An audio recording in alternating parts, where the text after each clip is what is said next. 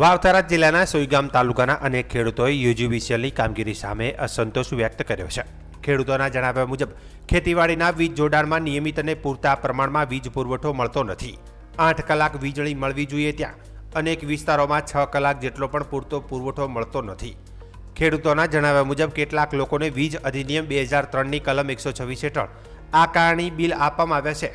તેમનો દાવો છે કે નિયમોના જાણકારીના અભાવે તેઓ ખેતીના જોડાણમાંથી ઘર વપરાશ માટે પણ વીજળીનો ઉપયોગ કરતા હતા, જેના કારણે હવે ભારે આર્થિક બોજનો સામનો કરવો પડી રહ્યો છે। ખેડૂતોનો વધુ આક્ષેપ છે કે ચોમાસામાં વીજ લાઇનની સમયસર સફાઈ અને જાળવણી થતી નથી। વૃક્ષોની ડાળીઓ લાઇનોને અડતી હોવાના કારણે વારંવાર વીજ પુરવઠો ખોરવાઈ જાય છે અને ખેતીને નુકસાન થાય છે।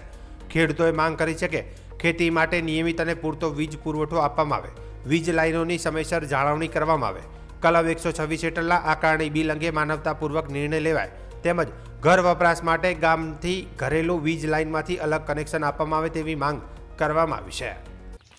તો ખેતીવાડી માટે જે લાઈનો આપેલી છે, વીજ જોડાણ આપેલા છે, જેની અંદર 8 કલાકની જગ્યાએ આ લોકોથી 6 કલાક વીજ પુરવઠો પૂરો પડી રહ્યો નથી।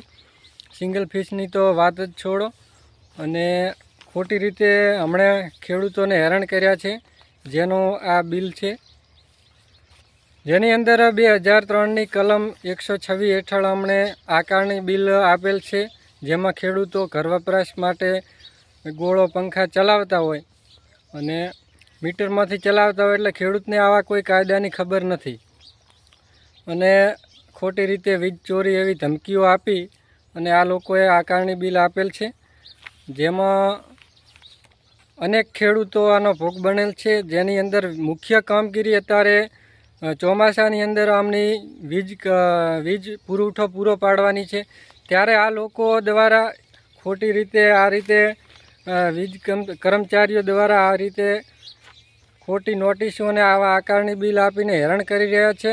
એટલે મહેરબાની કરો, ખેડૂતોને હેરાન કરવાનું બંધ કરો। વાતે વાતે તમારે બધાય વીજ કર્મચારીઓને બધાય ખાતા જે તે મોટા નાનામાંથી તમારે ખેડૂતોને જ હેરાન કરવા ઉલ્યા થાય છે।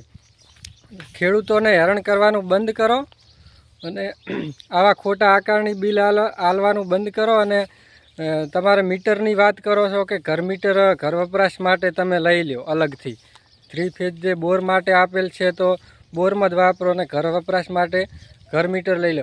પણ ઘર મીટર લે તો લે કઈ રીતે? તમારો 6 કલાક 8 કલાકની જગ્યાએ 6 કલાક તો વીજ પુરવઠો પૂરો પડતો નથી, તમે ઘર મીટરની વાત કરો। ઘર મીટરની અંદર ગ્રાહક ચારે સંતુષ્ટ રહેશે, ત્યારે એમને 12 કલાક 24 કલાક પૂરું વીજ પુરવઠો પૂરો વાપરવા મળે, એમને કોઈ તકલીફ ના પડે, એમને ગોળા પંખા મોબાઈલ ચાર્જિંગ વગેરેમાં તકલીફ ના પડે, તારી સંતુષ્ટ થાય ગ્રાહક। તો ઘર મીટરમાંથી સંતોષ ના થાય, આમાં સંતોષ નહીં થાય તો તમે ઘર મીટર આલીને શું ઓલું કરી લેવાના? એટલે મહેરબાની કરો, ખોટા ખેડૂતોને હેરાન કરવાનું બંધ કરો। ઘર મીટર તમારે આલવા હોય ને તો કાયદેસરથી જ્યોતિગ્રામ કે જે ગામની લાઈન આવતી હોય ને એમાંથી આપો, એટલે 24 કલાક ખેડૂતોને ઘર વપરાશ માટે મળે ને। આ બોરની લાઈન છે તો બોરવેલ માટે જે ખેતીવાડીની લાઈનમાંથી બોર માટે બરાબર છે, તમારાથી 6 કલાક 8 કલાકની જગ્યાએ 6 કલાક પણ વીજ પુરવઠો પૂરો પડતો નથી। એટલે મહેરબાની કરો ને ખોટા ખેડૂતોને હેરાન કરવાના બંધ કરો।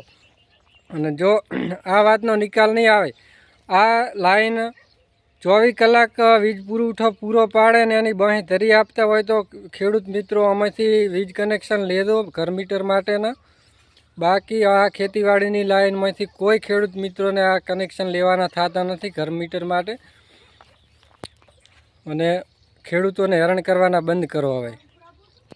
અને હું રજૂઆત આ વીજ પુરવઠો કાયદેસર રીતે જ્યાં સુધી 8 કલાક તો પૂરો નહીં પડે ને ત્યાં સુધી બેસવાનો નથી। આગળ રજૂઆત કરવાનો છું, ઉર્જા મંત્રી હોય, ગમે એ યુજીવીસીએલના મેન જે ઇન્ચાર્જ હોય, ગમે તે હોય, જિલ્લા પ્રાંત કલેક્ટર, સોઈગામ તાલુકા પ્રાંત કલેક્ટર, હાલ રજૂઆત આપવાનો છું હું। 2 દિવસની અંદર રજૂઆત આપવાનો છું, એટલે મહેરબાની કરીને ખેડૂતોને હેરાન કરવાના બંધ કરી દો।